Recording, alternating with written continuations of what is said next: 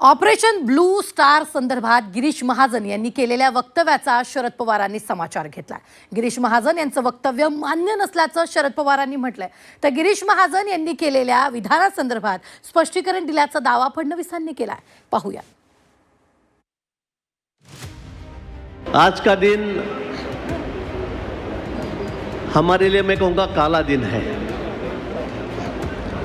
6 जून 1984 1984 ये दिन हम कभी भूल नहीं सकते। महायुती सरकारचे संकट मोचक असलेले गिरीश महाजन त्यांच्या वक्तव्यामुळेच अडचणीत आलेत की काय अशी स्थिती आहे। गिरीश महाजनांनी अमृतसरमधील एका कार्यक्रमात ऑपरेशन ब्लू स्टारचा दिवस शीख बांधवांसाठी काळा दिवस असल्याचं वक्तव्य केलं। एवढंच नव्हे तर इंदिरा गांधींनी हे ऑपरेशन ब्लू स्टार राबवून शिखांवर अन्याय केल्याचा आरोप गिरीश महाजनांनी केला होता। आज का दिन हमारे लिए मैं कहूँगा काला दिन है। 6 जून 1984 1984 ये दिन हम कभी भूल नहीं सकते। जिस तरह से हमारे हजारों भाई बहनें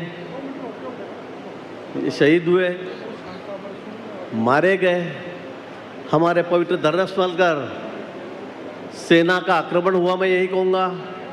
इंदिरा जी ने ज़बरदस्ती उन्हें पंजाब में घुसाया, हमारे पवित्र धर्मस्थल पर घुसाया और उसके बाद में इतनी बुरी तरह हमारे लोगों के कत्ल हुए।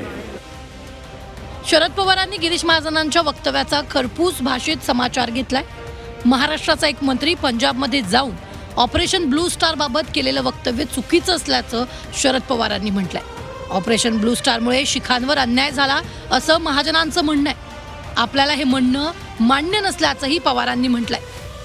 महाराष्ट्राचा मंत्री पंजाबमध्ये जाऊन बोलतो, शिखांच्यावर अन्याय झाला, शिखांच्यावर हत्या झाली, ही गोष्ट खरी आहे। सुवर्ण मंदिरामध्ये नंतर जे काही घडलं त्याच्यामुळं या देशाच्या स्वातंत्र्यासाठी आणि या देशाच्या रक्षणासाठी ज्या समाजाने प्रचंड त्याग केला, समाजाची प्रतिष्ठा ठेवून पण ही ठेवत असताना आज जे काही महाराष्ट्राच्या माणसांनी वक्तव्य केलं तसं वक्तव्य आम्हाला मंजूर नाही। वक्तव्य वादात सापडल्यापासून गिरीश महाजनांनी या विषयावर बोलणं टाळलंय, किंबहुना ते माध्यमांनाही सामोरे गेलेले नाहीये। गिरीश महाजनांवर झालेल्या टीकेनंतर मुख्यमंत्री देवेंद्र फडणवीस महाजनांच्या मदतीला धावून आले। शीख बांधवांबाबतच्या वक्तव्यावर गिरीश महाजनांनी आपल्याला त्यांची बाजू समजावून सांगितल्याचं फडणवीसांनी म्हटलंय। त्यांनी दर्शन घेतलं आणि या कार्यक्रमाच्या पाठीशी कोण आहेत किंवा तिथे कोणाचा फोटो लागलाय, एकतर तिथे गुरुमुखीमध्ये सगळं लिहिलं होतं, त्यामुळे त्याची कल्पना नव्हती।